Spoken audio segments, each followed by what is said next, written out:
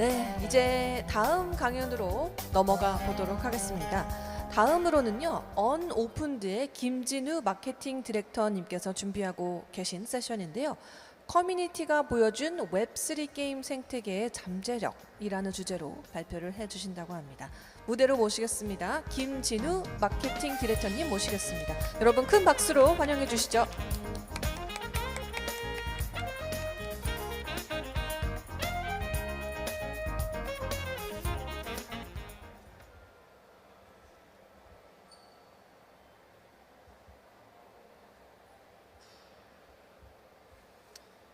네, 안녕하세요. 오늘 커뮤니티가 보여준 웹3 게임 생태계의 잠재력에 대해서 발표하기 위해 나온 언오픈드의 김진우입니다.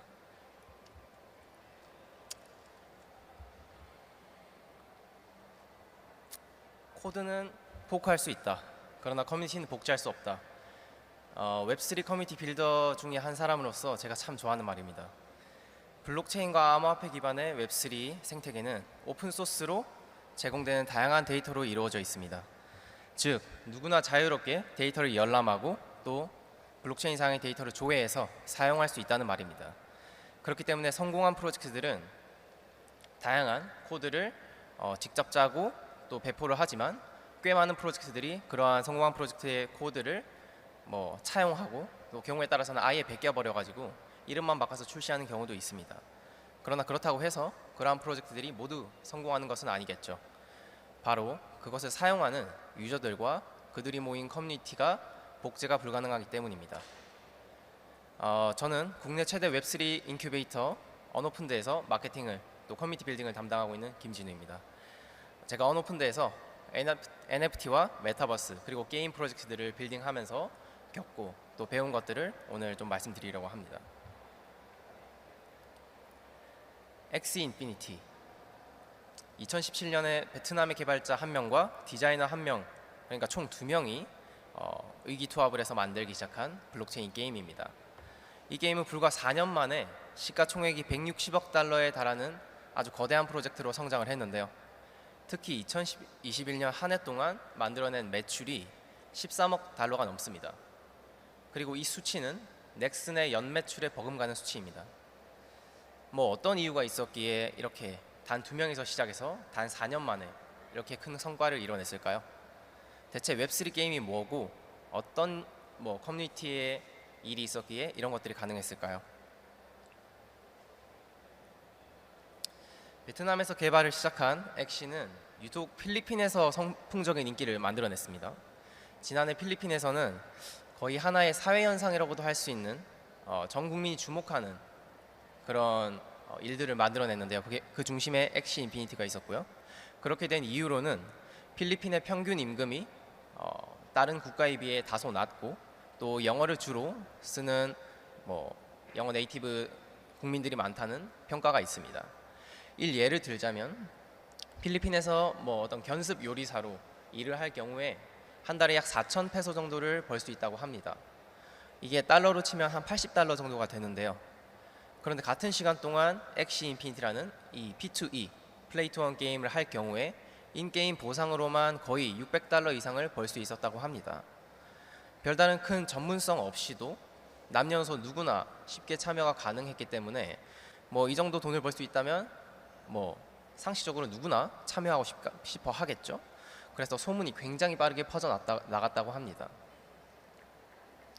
머지않아서 필리핀에서는 거의 너나 할 것 없이 엑시를 플레이하는 사람이 많아졌고 한때 전체 엑시 인피니티의 플레이어의 60% 이상이 필리핀 유저들로 구성되어 있다고 하는 발표도 있었습니다. 아주 긴 기간은 아니지만 거의 수개월 이상 필리핀에서 서민 경제를 지탱했다, 떠받치고 있다라는 평가를 받기까지 했는데요. 이 사건으로 인해서 전 세계가 웹3 게임의 파급력 그리고 잠재력에 대해서 굉장히 관심을 갖기 시작하고 또 P2E라는 용어가 본격적으로 쓰이기 시작했습니다. 근데 말입니다. 필리핀에서 엑시의 유저 커뮤니티가 크게 성장했던 데에는 단순히 소득 수준이 낮고 또 영어 스피킹 유무뿐만은 아니었던 것 같습니다. 저는 이 YGG라고 하는 웹3 게임 길드의 공이 매우 컸다고 생각합니다. 웹2와 웹3가 가장 큰 차이점이 있다면 유저가 직접 데이터를 생산하고 또 그것을 소유하느냐 아니냐 여기에 있다고 생각합니다. 바로 이 차이 때문에 웹3와 웹2 게임은 근본적으로 다를 수밖에 없다고 생각하고요. 웹3에서는 플랫폼인 게임사가 어떤 게임 아이템을 만들어낼 수는 있다고 하더라도 한번 이 게임 아이템이 유저의 소유로 넘어간다면 게임사도 어떻게 할 수가 없습니다. 유저가 그것을 자유롭게 현금화를 할 수도 있고 또 다양한 방식으로 거래를 통해서 또 2차 가공을 통해서 수익을 낼 수 있게 되는 구조이죠. 그래서 유저들은 이 게임 내에서 플레이 투 원 이 메커니즘을 통해서 최대의 수익을 얻기 위해서는 1차적으로 NFT를 최대한 많이 보유해야 합니다. 그걸 가지고 있어야 게임을 플레이 가능하고 또 돈을 벌 수 있으니까요. 근데 일부 유저들의 경우는 가진 시간은 생각보다 많이 없는데 NFT는 많이 들고 있고 그래서 이걸 놀리는 일이 발생하다 보니까 다른 유저들에게 본인의 NFT를 빌려줘서 수익을 낼 수 있는 방법을 강구하게 됩니다. 그러다 보니까 탄생한 게 어찌 보면 웹3 길드들의 시초인 스콜러십 프로그램이라고도 할 수 있습니다. 이 YGG라고 하는 게임 길드는 이 P2E 모델에서 탄생한 첫 번째 어떤 대기업이라고 할까요? 기관 플레이어라고 할 수 있겠네요. YGG가 P2E를 큰 규모로 운영했던 방법을 조금 쉽게 설명을 드리자면 간단하게 소장농 시스템이라고도 할 수 있을 것 같은데요. YGG는 이걸 스콜러십 프로그램이라고 명명을 했습니다. 그래서 이 제도를 도입해서 NFT 보유자들은 일반 NFT를 안 들고 있는 불특정 다수의 유저들에게 NFT를 나눠주고 또 그들이 벌어들인 수익의 일부를 취했습니다. NFT가 있어야 플레이가 가능했기 때문에 신규 유저 유입이 원래는 힘들었는데 이 길드의 활약을 통해서 꽤 많은 불특정 다수의 유저가 참여가 가능했고 그래서 필리핀에서도 그렇게 선풍적인 인기를 끌었던 것 같습니다. YGG의 어떤 본거지도 필리핀에 있고요. 개발사로서는 누군가 나서가지고 대신 이렇게 유저들을 유치해주고 신규 유저의 진입을 도와주다 보니까 굉장히 고마웠겠죠. 이 결과 일종의 커뮤니티의 레버리지 현상이 발생을 하게 됩니다. 기존에 보유했던 NFT 홀더 그리고 기존 유저들 외에 그거에 훨씬 많은 유저들이 이 게임을 하기 위해서 찾아오게 된 것이죠. 그리고 그 유저들이 YGG라는 길드 커뮤니티 속에서 계속해서 수익을 벌면서 다양한 기회들을 또 창출했고요. 엑시 측은 스콜러십을 통해서 이렇게 자연스럽게 추가로 유저가 확보되는 것을 보고 기존의 웹2에서 개발사가 주도해서 다양한 마케팅이나 캠페인을 벌여서 유저들을 확보하는 것이 아니고 일반 유저들 혹은 회사 외부의 플레이어들이 개입을 해서 유저가 성장하는 것을 보고 바텀업 방식의 웹3 방식의 유저 성장이 굉장히 잠재력이 있다는 것을 알게 됩니다. 그리고 이러한 방식은 차후에 등장하는 수많은 블록체인 기반 게임 그리고 P2E 기반 게임들에게 좋은 귀감이 됐습니다. 그런데 이후에 등장했던 수많은 P2E 게임들이 모두 엑시처럼 단시간에 큰 성장 혹은 성공을 기록하지는 못했습니다. 대체 엑시만에 뭐가 있었길래 엑시에 어떤 것이 특별했길래 이런 성공을 했던 것일까요? 저는 엑시의 커뮤니티에 조금 더 집중해서 살펴보았습니다. 엑시의 커뮤니티를 이야기할 때 절대 빼놓을 수 없는 인물이 한 명 있습니다. 바로 엑시의 아버지이자 P2E 게임 커뮤니티의 전설로 불리는 지호입니다. 초기에 2인 체제로 시작했던 엑시 인피니티는 어느 블록체인 게임과 마찬가지로 커뮤니티를 운영하고 있었습니다. 지호 역시 2018년에 일반 커뮤니티 멤버와 똑같이 디스코드에 홀연히 나타났습니다. 그래서 다양한 유저들과 이 NFT를 이용해서 어떻게 돈을 잘 벌 수 있고 또 어떻게 해야 게임을 잘 플레이하고 상대와 싸워 이길 수 있는지 등등 굉장히 다양한 꿀팁도 공유하고 커뮤니티 활동을 활발하게 했는데요. 점차 참여도도 늘려나가고 커뮤니티 사이에서 유명해지게 된 지호는 거의 입지전적으로 커뮤니티 내에서 인정을 받게 됐고 또 커뮤니티를 키워나가는 주요 멤버 중에 하나로 급부상했습니다. 그래서 이후에 이 두 명의 초기 개발자였던 베트남인 두 명이 스카이 메이비스라는 베트남 기반의 엑시 개발사를 만들었고요.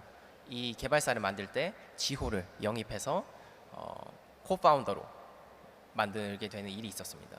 한마디로 엑시 커뮤니티에서 지호를 바라보는 것은 거의 개국 공신에 가깝다고도 할 수 있습니다. 그래서 지호가 커뮤니티 멤버, 일반 커뮤니티 멤버에서 엑시의 코파운더까지 성장하는 이러한 과정을 보면서 수많은 커뮤니티 멤버들이 P2E 혹은 웹3 게임에서 노력을 기울이면 이렇게 성장할 수 있겠구나, 이 사람이 살아있는 증거다 라는 것을 느끼게 됩니다. 열심히 하면 누구나 최고의 자리에 오를 수 있다, 이러한 문화가 엑시의 커뮤니티에 자리 잡게 된 것이죠. 그리고 이러한 문화를 바탕으로 커뮤니티원들이 굉장히 강력하게 결집을 했습니다. 커뮤니티를 빌딩할 때 절대 빼놓아서는 안 되는 것이 게임 내에서 얼마를 벌어갈 수 있다, 또 이런 보상을 받아갈 수 있다라고 하는 이성적 인센티브 외에 감성적 보상 혹은 동기 역시 매우 중요합니다. 그런데 지호는 이런 감성적인 동기를 촉발시키는데 굉장한 능력이 있었다고도 하는데요.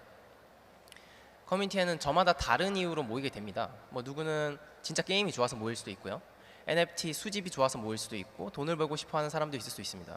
근데 이러한 사람들이 지호의 어떤 이 슬로건, 우리는 지금 하나의 디지털 국가를 만들고 있다는 이 지호의 비전 하에서 다 같이 뭉쳐가지고 저마다의 처음에 커뮤니티로 왔던 동기는 잊어버리고 다 같이 하나가 돼서 열심히 게임의 성장을 위해 달려나가는 그런 그림을 그렸다고도 할 수 있는데요. 물론 이러한 감성적 동기만으로 게임이 장기적으로 영원히 유지될 수 있다는 건 아니겠으나, 지호처럼 카리스마 있는 인물이 커뮤니티와 웹3 게임이 얼만큼 중요한지 알아볼 수 있는 사례라고 할 수 있겠습니다.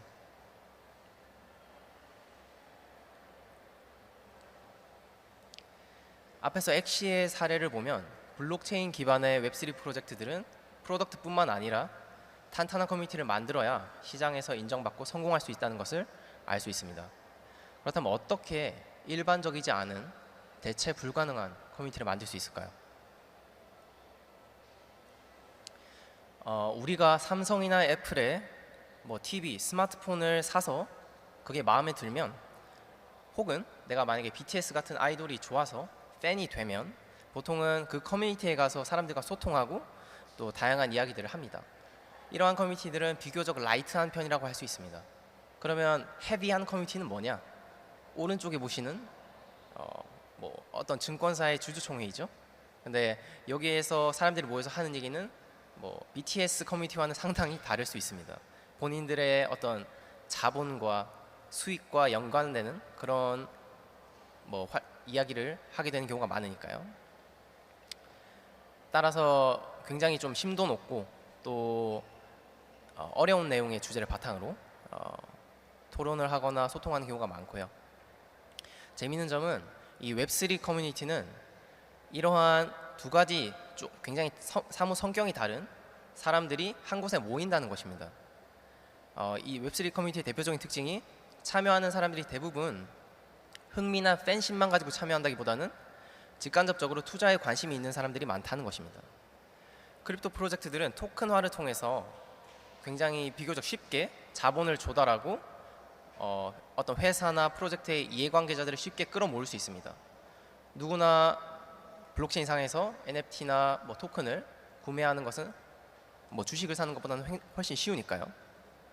프로젝트 입장에서는 이러한 디지털 자산으로 조기에 자금을 모집하고 개발을 앞당길 수 있다는 점에서 커뮤니티를 만들고 또 사람들을 모으는 것에 굉장히 유인이 있습니다. 이렇게 한번 시장에 등장한 다양한 디지털 자산들은 그리 어렵지 않게 누구나 획득하고 사용할 수 있기 때문에 사람들은 그것을 획득하고 나서 역시나 사진처럼 주주총회에 가는 마음으로 혹은 삼성이나 애플의 어떤 제품을 산 마음으로 커뮤니티에 가게 됩니다. 그런 말은 뭐냐면 사람들이 단순히 누가 게이머고 누가 투자자고 이걸 구별하기가 쉽지 않다는 말입니다. 한쪽에서는 게임의 재미나 어떤 팁이나 다양한 이야기들을 하고 있는 반면 다른 한쪽에서는 정말 이 게임이 10년 후에 성장할 수 있을 것인지, 얼만큼 성공할 수 있을 것인지, 가격은 어떻게 될 것인지 이런 이야기를 하고 있는 것이죠. 그래서 프로젝트 차원에서 볼 때 커뮤니티를 강력하게 키우기 위해서는 유저들이 기본적으로 이러한 사뭇 다른 니즈를 동시에 가지고 있다는 것을 인정해야 됩니다.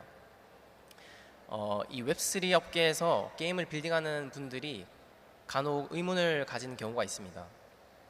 우리 게임은 정말 재밌고, 그리고 우리는 뭐 개발력도 탄탄하고 이제 인원들이 굉장히 좋은 사람들이 많이 모였는데 왜 저 게임보다 우리가 더 관심을 덜 받고 잘 유저들이 안 모일까 하는 것인데요.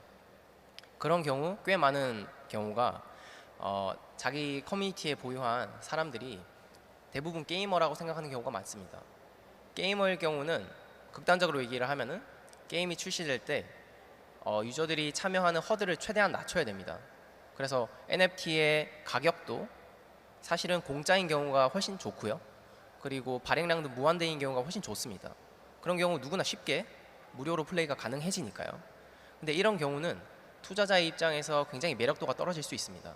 내가 수많은 NFT들이 있는데 굳이 왜 저 NFT를 뭐 얻어야 할 것이며 왜 굳이 이 게임에서 내가 열심히 해야 할지 잘 이유를 찾지 못합니다. 그렇기 때문에 웹3 게임을 만드시는 분들은 반드시 커뮤니티의 사람들이 한정된 서플라이의 NFT와 그것의 업사이드를 초기부터 취하는 것에 관심이 있다는 것을 아셔야 됩니다. 그리고 그들이 단순히 이 NFT를 취하는 것에 가만두지 말고 그들이 함께 게임을 성장시키고 기여할 수 있도록 다양한 시스템을 만들어야 되는 것 또한 마찬가지입니다. 웹3 문화와 리스크 테이킹인데요. 물론 모든 사람들이 리스크를 테이킹하고 살고 있습니다. 뭐 콜렉터나 투자자나 NFT 쪽에서 활동하는 수많은 커뮤니티 멤버들은 잘 이해를 할 텐데요. 제가 오늘 이야기하고 싶은 것은 단순히 유저들이 리스크를 테이킹하는 것뿐만이 아니고 프로젝트 역시 리스크를 테이킹한다는 점입니다.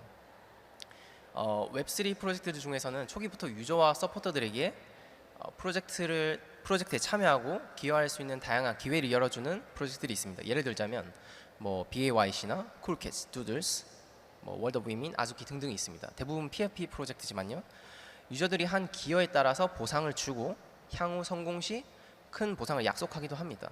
그리고 그것을 나눠 가지고 유저들 역시 뭐 경제적으로 또는 감성적인 뭐 성공에 대한 만족감 또 보람을 얻어가는 것이죠. 이러한 기제는 프로젝트의 콜드 스타트 문제를 해결하고 유저들과 함께 성장할 수 있다는 장점이 있습니다. 사실 물론 말이야 좋은데 실제 프로젝트를 운영하는 입장에서는 좀 부담되는 게 초기부터 유저들이 뭐 보상을 받아가고 뭐 어떤 인센티브를 받아가는 것은 굉장한 뭐 하나의 손실이자 손해로 보일 수도 있습니다. 이 사람들이 돈이나 보상을 받고 나서 실제로 커뮤니티에서 뭔가를 잘할지 실제로 우리를 도와줄지 아무도 모르기 때문입니다. 돈만 받고 가버리면은 진짜 프로젝트는 망할 수도 있는 것이죠. 그래서 나오는 말이 바로 리스크 테이킹입니다. 이 사람들이 과연 이 프로젝트에 대해서 어떠한 기여를 할지 잘 알지 못하지만 그들에게 기꺼이 보상을 지급을 하고 이 보상의 경우는 다양한 방식으로 지급하게 됩니다. 뭐 에어드랍이라든지 아니면 유저 바운티 프로그램 등등 있겠고요. 그러나 그렇다고 해서 좀 나이브하게 순진하게 단순히 보상 먼저 주고 뭘 해달라고 하는 경우는 조금 드뭅니다. 이 사람들이 보상을 받은 후에 같이 더 큰 수익을 위해서 더 큰 성공을 위해서 어떤 것들을 할 수 있는지 명확한 비전을 제시하는 프로젝트들이 주로 성공한 프로젝트들입니다. 따라서 수많은 성공한 NFT 프로젝트들이 초기 뭐 투자자 혹은 커뮤니티 멤버들에게 지속적으로 보상을 지급하고 또 하이리스크 하이리턴 보상 정신에 입각해서 이들을 대하는 게 바로 웹3 문화라고도 할 수 있습니다. 이 사람들이 이렇게 보상을 받아서 성공한 이후에는 단순히 경제적 성장뿐만 아니고 프로젝트와 함께 뭐 생태계를 빌딩하고 있고 성공을 이뤄냈다는 소속감과 자부심 그리고 자연스러운 충성심이 생기기 마련입니다. 온오프라인 이벤트에서나 혹은 유명 뭐 인플루언서를 영입하면서 이런 소속감과 또 뭐 어떤 충성심을 더 고취시키는 프로젝트들도 있는데요. 결국 유저들을 사로잡을 수 있는 파이낸셜 혹은 이모셔널 어떤 베네핏이나 인센티브가 필요하다는 말이 됩니다. 그리고 이것들을 유저들이 기여를 했을 때만 지급할 생각을 하지 말고 프로젝트도 리스크 테이킹을 해서 유저들과 함께 성장하는 것이 중요하다는 말씀을 드리고 싶습니다. 다음은 유저와 함께 만드는 생태계인데요. 앞서도 계속 말씀드리고 있기는 한데 유저들이 구체적으로 좀 어떤 방식으로 기여를 하게 되는지 좀 궁금하실 수 있을 것 같습니다. 그래서 더 샌드박스의 경우는 메타버스를 만들고 있는 프로젝트죠. 그런데 그 메타버스 안에 다양한 컨텐츠가 있어야 유저들이 들어와서 즐길 수 있는 것인데, 개발사 혼자서 이 컨텐츠를 만든다기보다는 유저들이 직접 개발사가 제공하는 툴을 사용해서 디자인도 하고 또 그 NFT를 발행해보는 권한을 주고 있습니다. 그리고 발행한 NFT를 유저들이 직접 판매를 할 수 있고요. 또 자기들만의 팬들을 거느릴 수도 있습니다. 그러한 과정에서 좀 메타버스 내 컨텐츠가 굉장히 풍부해지고 또 유저들과 함께 성장할 수 있는 그런 시스템이 되는 것이죠. 오른쪽의 디센트럴랜드 역시 유저 제작 컨텐츠를 제공을 해서 굉장한 커뮤니티 시너지를 만들기 위해서 노력하고 있는 상황입니다. 웹2 게임 업계에서는 몇 년 전부터 게임사의 중앙화된 그리고 조금은 독단적인 운영이 많은 이슈를 만들어내고 있습니다. 참다 못한 유저들이 게임사 본사 빌딩에 어떤 뭐 트럭 같은 것들을 보내서 시위를 하기도 하죠. 그 외에도 수많은 유저 간담회 같은 것도 최근까지 계속 열리고 있고요. 그 결과에 따라서 뭐 간담회가 잘 풀리면 뭐 커뮤니티에서 굉장히 열광적인 지지를 받기도 하고 또 그게 잘 안 되기 때는 굉장한 비난을 받기도 합니다. 그러나 웹3가 되면 게임 내 아이템이 유저 소유가 된다고 제가 말씀드렸는데요. 이러한 방식 때문에 플레이어가 아이템을 소유를 하고 그러한 플레이어들이 게임 내 경제에서 아이템을 사고 팔고 하면서 어찌 보면 게임 경제를 주도할 수 있는 권한을 주게 됩니다. 처음 게임 개발은 개발사가 탑다운으로 제시를 한다 하더라도 결국 게임 서비스가 계속 장기화될수록 점점 주도권이 유저에게 넘어갈 수 있는 상황이 펼쳐지는 것입니다. 그리고 이러한 장기적인 비전을 가지고 있고 유저들을 잘 이해하는 팀들이 좀 더 탈중화된 로드맵을 만들어내고 그리고 유저들과 함께 상생할 수 있는 것 같습니다. 일부 프로젝트들의 경우는 바로 탈중앙화된 자유조직 DAO라는 어떤 시스템을 로드맵상에 명시하기도 하는데요. 블록체인상에서 유저들이 직접 투표를 통해서 게임의 운영을 결정하는 시스템이라고 할 수 있습니다. 탈중앙화되는 것 자체에도 사실은 장단점이 있죠. 유저들과 함께 중요한 결정을 한다는 것은 유저들의 마음을 헤아리고 함께 긴밀하게 소통한다는 것도 있겠지만 소통이 굉장히 힘들어질 수도 있습니다. 유명한 격언이 있죠. 사공이 많으면 배가 산으로 갈 수도 있다. 그렇기 때문에 프로젝트는 적절한 밸런스를 갖추는 게 항상 중요합니다. 그리고 유저들의 목소리에 귀를 기울이고 또 이들과 함께 게임을 생태계를 만들어 나간다면 모든 것이 온체인상에서 투표로 결정될 필요도 없겠죠. 그래서 이러한 복잡한 투표 시스템이라든지 탈중앙화된 시스템은 최근에는 조금은 내려놓고 유저들과 활발하게 소통을 하는 대신 조금 더 편의성을 가져가는 프로젝트들이 더 등장하고 있습니다. 자, 그럼 앞으로의 웹3 게임 생태계는 어떻게 흘러가고 있을까요? 개인들이 모여있는 곳이 바로 커뮤니티이기 때문에 시장의 상승과 하락에 가장 직격탄을 맞는다고도 할 수 있습니다. 한창 장이 좋을 때는 커뮤니티는 활동성과 영향력이 굉장히 크죠. 그런데 크립토 윈터가 오면은 마치 겨울에 동물이 겨울잠을 자듯이 커뮤니티가 굉장히 활동성도 줄어들고 조용한 상황을 맞닥뜨리게 됩니다. 이러한 사이클은 시장의 분위기에 따라서 계속해서 반복되고 요즘 커뮤니티들도 활동이 그에 맞춰서 굉장히 줄어드는 상태입니다. 문제는 불마켓에서 높이 쌓은 하이프가 한마디로 이건 커뮤니티 기대감이라고도 할 수 있겠죠. 이것이 하락장에서는 커뮤니티 혹은 프로젝트에게 어떤 부채로 다가오게 된다는 것입니다. 왜냐하면 그들이 계속 기대하는 바를 충족시켜줘야 되고 만족시켜줘야 될 테니까요. 일부 발빠른 프로젝트들은 다오로 프로젝트를 운영하겠다고 선언하기도 했습니다. 그 불장에서요. 그런데 활동성이 줄어든 프로젝트의 커뮤니티가 그런 다오의 중요하고 또 어려운 의사결정에 참여할 수 있을지는 조금 불투명한 상황입니다. 따라서 크립토 윈터에서 커뮤니티가 살아남기 위한 방법으로는 과도한 기대감보다는 제품의 펀더멘털과 유저의 로열티에 집중하는 게 좋겠다라고 할 수 있고, 또한 DAO를 무작정 앞세우기보다는, 그리고 탈중앙화를 부르짖기보다는 조금은 중앙화되더라도 편리하고 추진력 있는 시스템을 갖출 필요가 있습니다. 다음으로 P2E가 성공적으로 자리를 잡지 못하자 시장은 또 다른 내러티브를 찾기 시작했는데요. 왼쪽에 보시는 디지다이가쿠 NFT는 이 프로젝트의 경우는 NFT를 판매하지 않고 Free to Own 이라는 메커니즘을 통해서 유저들에게 무상으로 지급을 끝냈습니다. 그렇게 한 것이 굉장히 좋은 반응을 얻었고요. 아까 얘기했다시피 유저들은 투자자적이자 게이머적인 면모를 동시에 갖고 있다고 제가 말씀드렸죠. 그래서 디지다이가쿠의 경우는 어찌 보면 커뮤니티 리스크 테이킹을 극단적으로 했다고도 할 수 있습니다. 본인들이 어느 정도의 커뮤니티의 기대감을 갖고 있기 때문에 충분히 NFT 세일즈와 판매를 성공할 수 있음에도 불구하고 유저들에게 무료로 NFT를 제공했다는 것이죠. 유저들은 무료로 NFT를 받고 높아진 가격에 시장에서 판매를 해서 수익을 거둘 수도 있고요. 다양한 경제적인 인센티브를 받는데 디지다이가코의 경우는 NFT를 장기적으로 보유해서 프로젝트에 기여하면 그보다도 더 큰 보상을 계속 약속하겠다는 이러한 하나의 인센티브 프로그램을 만들었기 때문에 커뮤니티가 지금까지도 계속해서 성장하고 있습니다. 왼쪽 위에 또 아더사이드가 있는데요. 유갈랩스의 메타버스 프로젝트죠.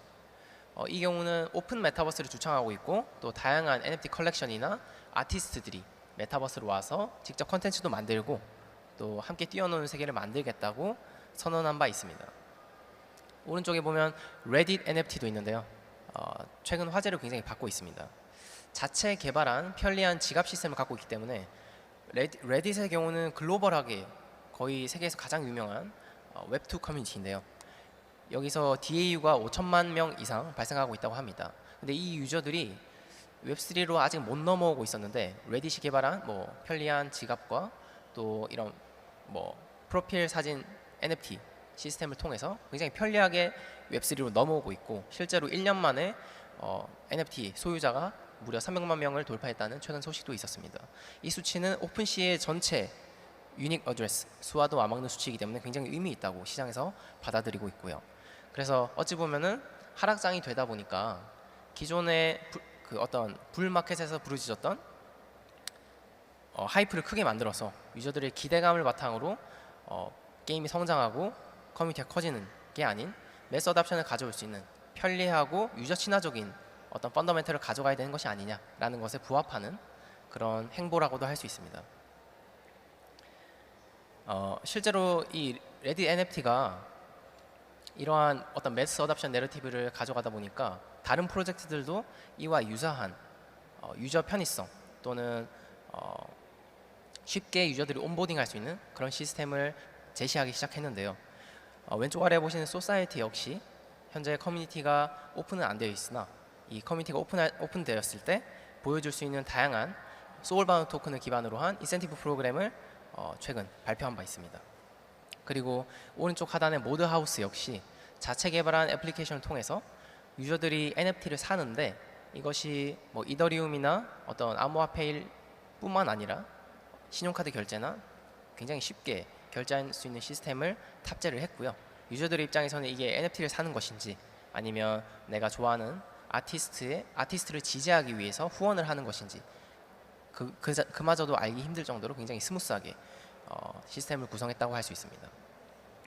그래서 오늘 전반적으로 웹3 커뮤니티와 게임 생태계가 어떻게 시너지를 만들고 같이 성장할 수 있는지에 제가 좀 말씀을 드리고 있는데요.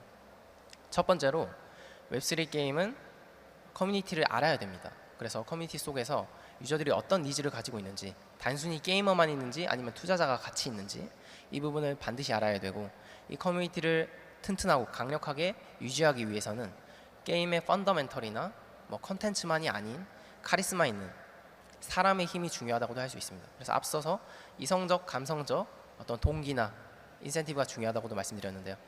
그런 것들을 탄탄하게 갖추고 유저들의 니즈를 잘 파악해서 게임이 런칭하기 전에 탄탄한 커뮤니티를 만든 것이 어찌 보면 웹3에서의 성공의 관건이라고도 할 수 있습니다.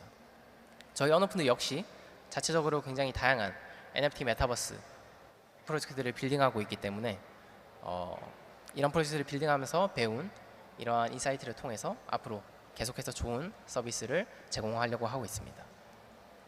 지금까지 커뮤니티가 보여준 웹3 게임 생태계 잠재력을 말씀드린 언오픈드의 김진우였습니다. 감사합니다. 네, 좋은 발표 감사합니다. 언오픈드의 김진우 마케팅 디렉터님의 발표였습니다. 웹3 생태계와 그것이 가진 잠재력에 대해서 아주 꼼꼼히 짚어주셨는데요. 오늘 엑시 인피니티가 굉장히 자주 소환되는 것 같네요. 네, 오늘의 마지막 게임 세션 이렇게 마무리해 보겠습니다. 여러분 다시 한번 큰 박수 부탁드립니다.